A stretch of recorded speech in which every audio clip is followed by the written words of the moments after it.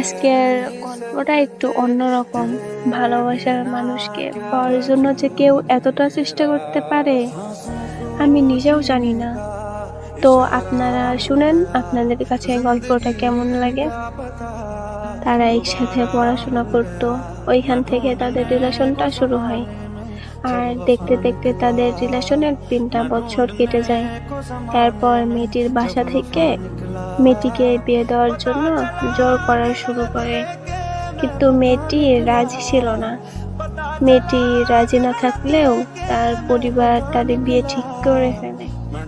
ওইদিকে ছেলে কোনো কাজ করে না, পড়াশোনা শেষ হয় নাই, তাই বাসার কারো সামনে নিতে পারছে না।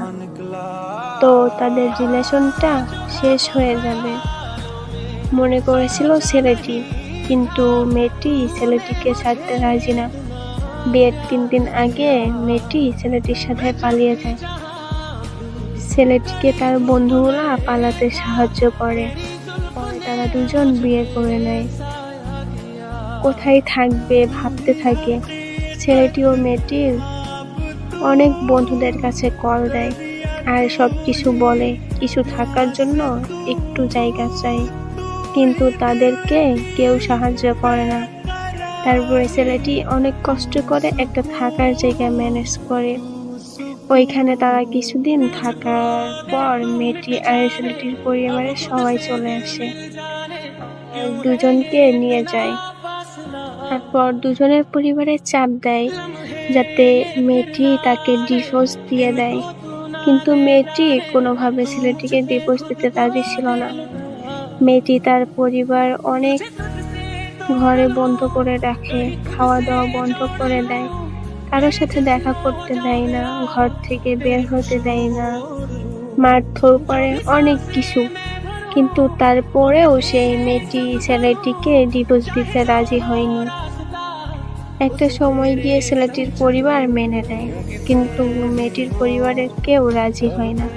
ছেলেটির পরিবারের সবাই অনেক চেষ্টা করেছে, তারপরেও রাজি হয়নি।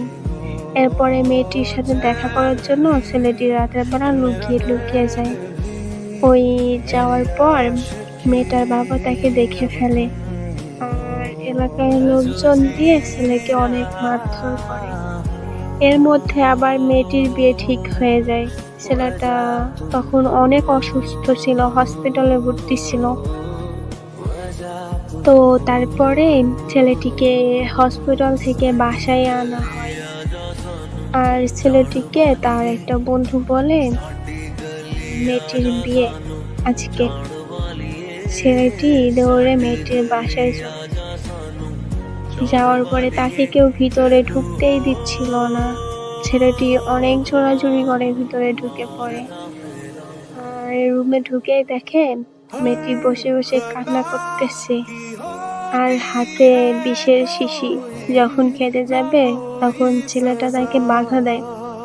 সাথে সাথে তার পরিবারের সবাই এসে পড়ে আর সবকিছু দেখে ছেলেটি আর মেয়েটিকে মেনে নেয়। যারা সত্যিকারের ভালোবাসে তারা কখনো অজুহাত দেখাবে না। প্রিয় মানুষটিকে পাওয়ার জন্য তারা সবকিছু করতে পারে। এদের মতো যদি প্রতিটি ভালোবাসার মানুষ হতো তাহলে বিচ্ছেদ নামে কোনো শব্দ থাকতো না। আসলে বর্তমানে ভালোবাসাগুলা শুধু সময় কাটানোর জন্য আর চাহিদা পূরণের জন্য, তাই তাদের মাঝে বেশি বিচ্ছেদ হয়। সত্যি সত্যি ভালোবাসলে কেউ কখনো অজুহাত দেখাবে না। এই গল্পটা কেমন লেগেছে কমেন্ট করে জানান। আর আপনাদের যদি কোনো স্টোরি থাকে তাহলে আমাদের সাথে শেয়ার করতে পারেন। এই গল্পটা সত্যি কি মিথ্যা আমি নিজেও জানি না। একটা ভাইয়া শেয়ার করেছে, তাই এইটা আপনাদের সাথে শেয়ার করলাম। তো আপনারা বলেন গল্পটা কি সত্যি না মিথ্যা।